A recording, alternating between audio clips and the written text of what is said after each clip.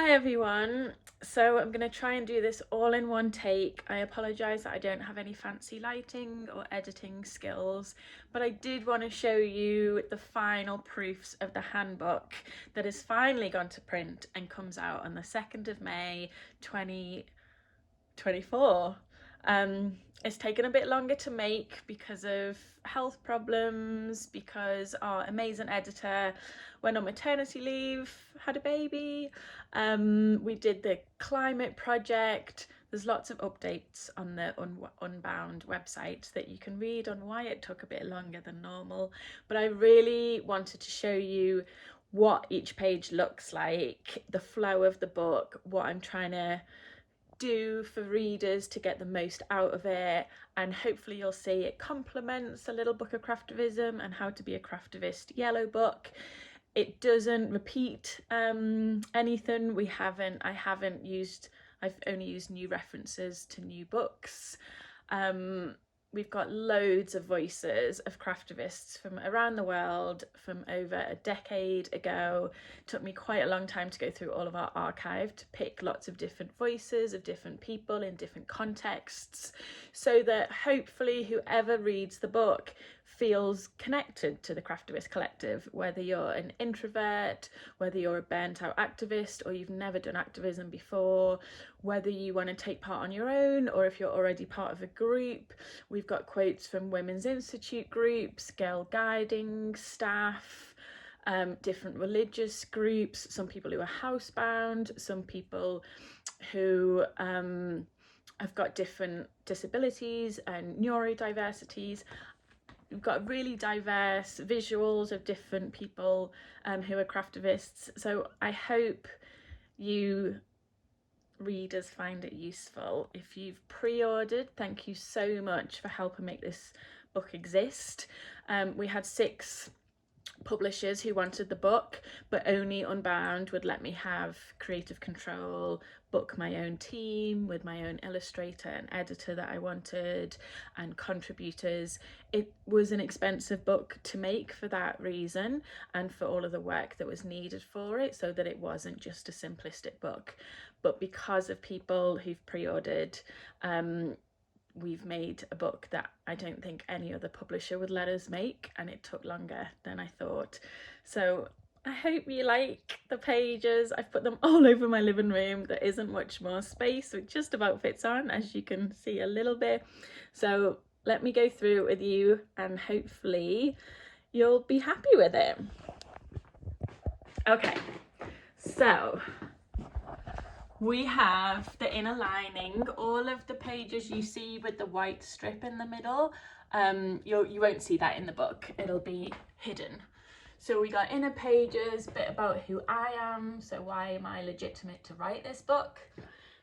We've got some brilliant quotes from academics, activists, professional campaigners, artists, craft people, lots of different names from different people to explain why this work is useful to them. We have all of the legal stuff that you need to do, dedication page.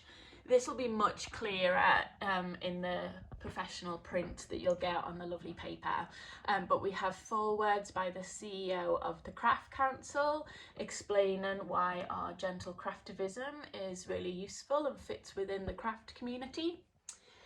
We have contents page, so lots of stuff there. A bit about me, why I wrote it for the readers to set the tone and the context. Then we have how to use this book. So it is very different to the little book of craftivism and how to be a craftivist, the art of gentle protest. It's to complement those books, but you don't need those books to read this book. But really explaining how to use this book in whatever context that you're in, and bearing in mind what baggage you might bring to it, what presumptions, how do we be kind to people we disagree with, all of that stuff. We have our principles in action. So as you know from me going on and on about it, gentleness is the most powerful part of our gentle craftivism, so we explain that. We have a glossary, which is mostly about the terminology of activism. So what do we mean by power holders? What do we mean by policy? All of that stuff. We have chosen supplies. So all of these supplies I use in the book and I use in all of my craftivism. So how can we be ethical in what we use? And some brilliant companies to support and why. We've got stitch guides, so these are all the stitches that you need for the whole book. And then we have 9 sections that all have this lovely double page spread. Again, this will not be here, from our illustrator. So I'm a very visual person, like a lot of gentle craftivists are. So I hope that every section you remember the images, like our wise owl, to help us be more wise and strategic. So visuals to complement the words to help us remember more. Every section has a essay explaining the importance of the section and the strategy behind it. And then you will see these little teal boxes with a little brain in. And that is a contribution from our neuroscientist, Dr. Danby Kim from MIT. And they have written a section for every section of the 9 essays, and have also written a little box for every one of the 20 projects. And that explains what the brain is doing while you're doing these strategies. As you can see, they also have a few other boxes in different parts of the book as well. So we have setting up your area. So this is specifically for you to do if you are setting up on your own or with a friend. Later on, we've got what to do as a group. We have some QR codes to link in, but you don't have to connect to the QR codes. They're just there as an option. So that one is to Spotify, but you don't need to use Spotify if you don't have to. You can see some of our lovely models here. That's Dr. Danby Kim right there. And that's Momtaz, that I'm sure you'll recognise, who's done the colour, our gentle protest colours with us as a colour therapist. We have lots of quotes throughout the book. I tried to make them and curate them as diverse as possible, of different ages, different genders, different backgrounds, different contexts in terms of different parts of the world, but also different campaigns they've worked on. So it's been a lot of time trying to pick the best ones, because there's been hundreds from the Craftivist Collective over the years, but they should really give readers an idea of where you can use craftivism and the benefits in different ways. And then each project of the 20 projects, they all start with a double page spread of a beautiful photograph with the final sample of the project.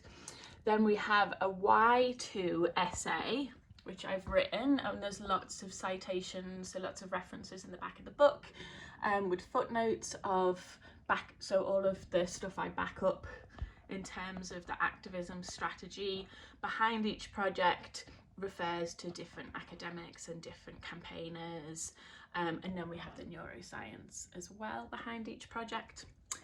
And then every project has a shopping list of what you need, and ideally you upcycle, you use donated fabrics, you ask for donations.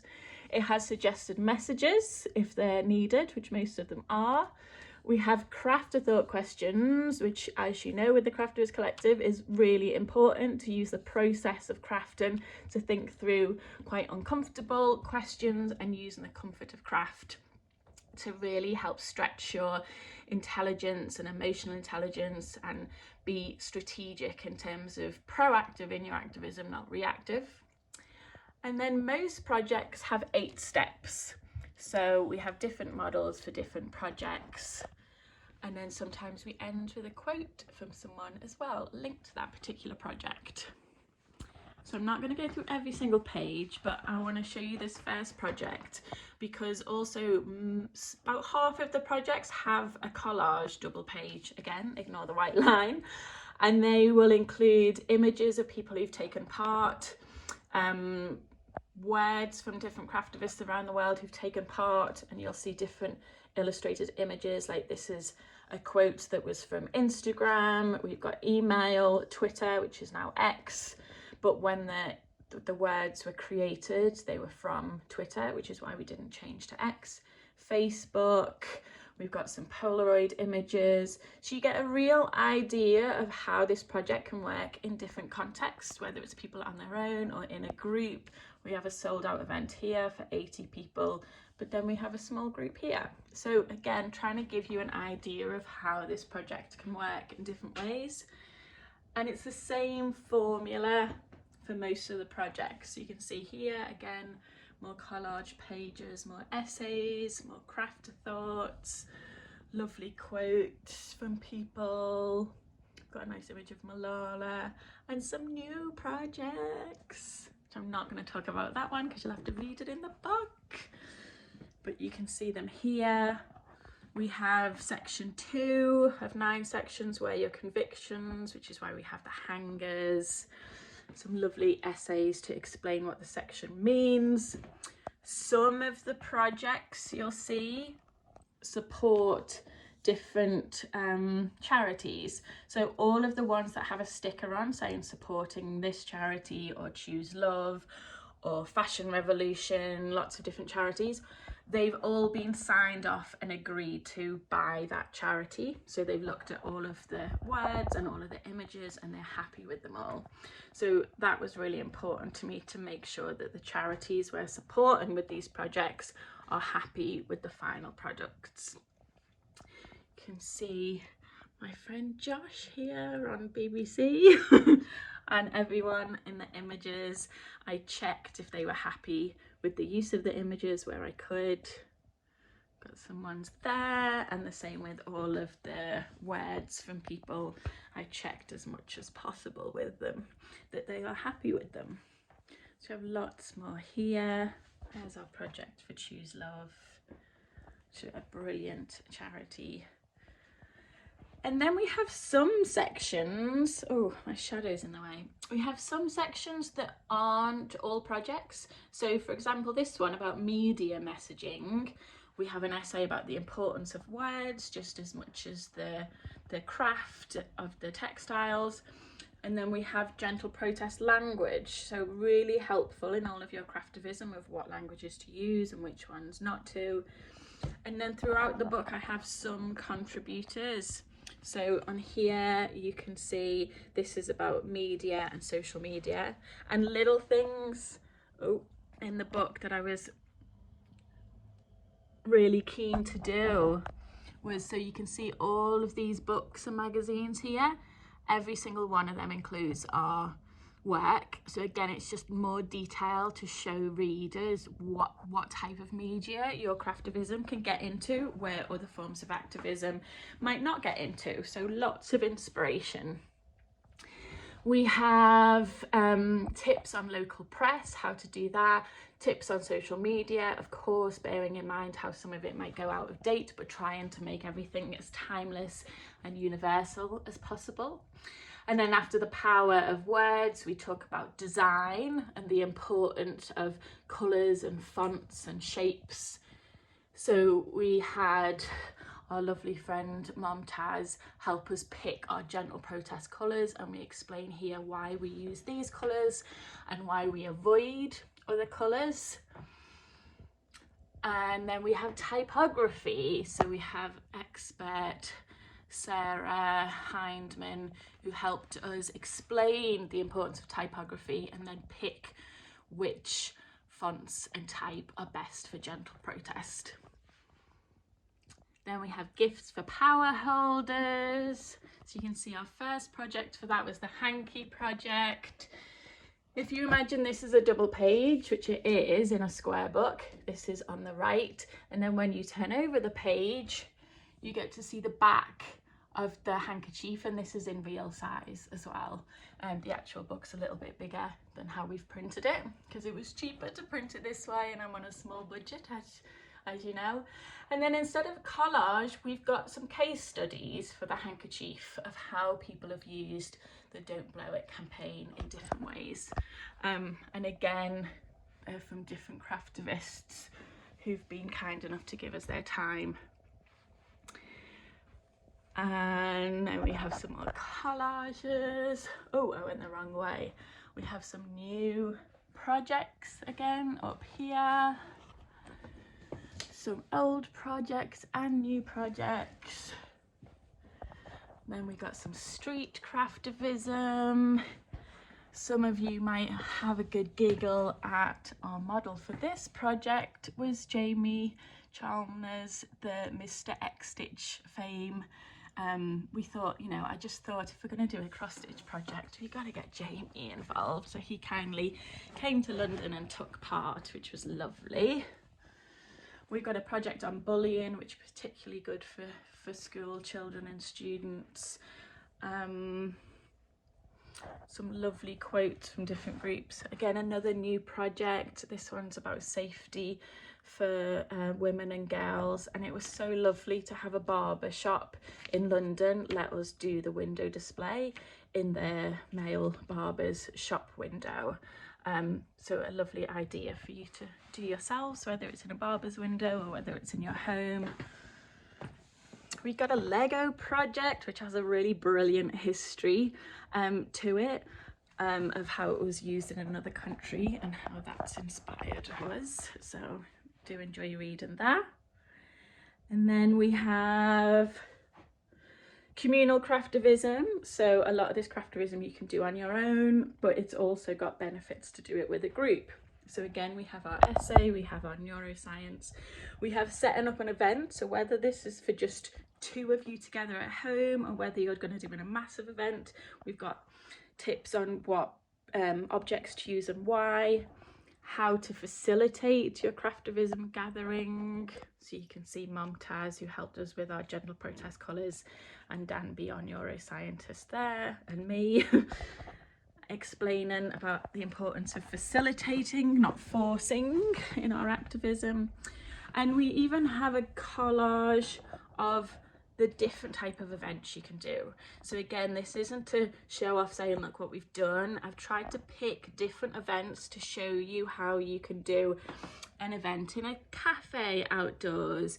You can do one that links in with an existing project, that's an event that's already happening. We did one in the Parliament in Scotland. Maybe you can offer to do that, even on stage with Josie Long at a theatre. There's so many different ways you can, and different places to do events. Hopefully that inspires you and gets your juices flowing of where craftivism could fit you. Really wanted to show you this new project, Giant Petition, which is to support Amnesty International.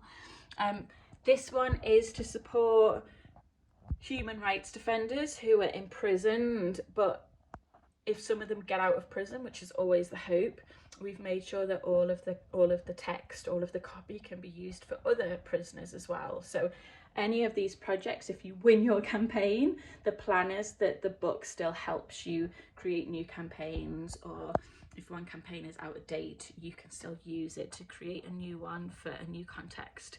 So that's there. And then we have collaborative craftivism, essay, and some projects here. So we've got our children's project for 7-year-olds to do with a parent or a caregiver. Have some lovely models there, and a lovely quote from the Girl Guides on how our work has helped some of their girls, which is brilliant. And our jigsaw project, which some of you might remember was to support Save the Children. I've changed it because it's a few years old now, so that it can be used more in schools and community groups and even office staff. So again, using some old projects and then helping people use them in a new context wherever you are in the world. So we have them. And then the last section is called Craft Your Own Campaign. So it's at the end so that you've learned through doing, which is what we always tend to be better at learning from doing. And it explains how to come up with your own campaign so that it's strategic, so your craft is serving your cause and not being a taskmaster. We have a couple of case studies of how people have used our manifesto and our methodology to create their own successful campaigns. which is really useful to see. We have an important section that might sound a bit contradictory called letting go, all about how it's really important to do all your strategy and learn from doing, and then when to let go and when not to let go. So a little bit more emotional and philosophical. And the last page is a hand stitched sort of conclusion, epilogue for readers, and it is printed at the scale of how it was made as well. So the needle I've put at the bottom will be the size of a real needle, hopefully, when you open the book. So I hope you can read my writing. Hopefully, I did get it checked a number of times. And then at the end, we have all of the templates and how to use them. So no excuse not to make them. And then we have all of the citations. So that's mine as well as Danby's. All of the books I've used are really accessible. I've found the books really helpful in my own campaign strategy and thinking about psychology and activism and design. I can put up the bibliography on the website if you would find that helpful. I'll happily do that. Danby's citations are mostly from academic papers, so they will be harder to find and read, but it was important for us to put them in, of course. We have acknowledgement, so that includes everyone who's watching this who is already part of the Craftivist Collective. I thank you. I thank my patrons, who I couldn't afford to do this without your support. And then you can see some of the contributors here and our models at the bottom. And then for everyone who pre-ordered, who helped crowdfund for the book, we have all of your names there and here. So thank you so much. And it ends there. And I hope that makes sense. I hope it's useful. I am going to keep it up because I need to go through it all to help me with preparation for our book tour, which will be in 2024. Do get in touch with me if you've got venues or groups you want me to come and speak to with the handbook next year. From May till September, that would be brilliant. And keep an eye out on the website for events that you can come to. We already have one, most of them will be in conversation events. So we have one confirmed with Helen Pankhurst from the suffragette dynasty. So Emmeline's great-granddaughter and Sylvia Pankhurst's granddaughter, who is a professional campaigner in her own right, followed the Craftivist Collective for years and is really supportive. So we're going to film that event. It's going to be in Manchester at the end of May. We're just confirming the date. I'll film that one as well and put it up on YouTube for anyone who can't attend. And that will be really good on activism in general, what she knows as an activist, what craftivism is about. You know, being in Manchester with the history of the suffragettes, I think will be really special. But then I'll have some events with designers to talk about the importance of design in activism that we'll film.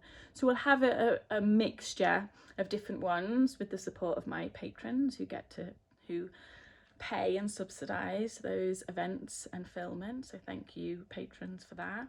As I've said, I couldn't have a roof over my head without your support to make this book. I'm going to stop rambling. I hope you found my book layout useful to see what you'll be getting in the post if you've pre-ordered it. You can buy it online. You can pre-order it now online in many bookshops, including the Craftivist Collective website as well. And it would be brilliant if you pre-ordered before the 2nd of May, because we are doing really well with pre-orders. We've got over 1,500 pre-orders. If we get another 500 pre-orders before the 2nd of May, then it's quite likely we'll get in the Sunday Times bestseller list, which would be incredible, not just to sell books, but also just in terms of people being able to see it, that it exists, helps us get more media and more press coverage, helps more people hopefully come to our events as well that happen from the 2nd of May onwards. So if you want to pre-order for your friends and your family, that would be amazing as well. And I can't wait for you to have your physical book in your hand. It's taken a while, but I've read, reread, triple checked everything.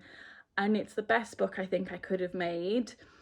And I just, yeah, I really hope it's useful for people, and I've tried my hardest, so I think that's all you can ask for, isn't it? So thank you for helping the book exist and for watching this video. I hope it was useful, but as always, feel free to send me any questions you've got for clarity or because you're just more interested, and I will try and respond to all of them.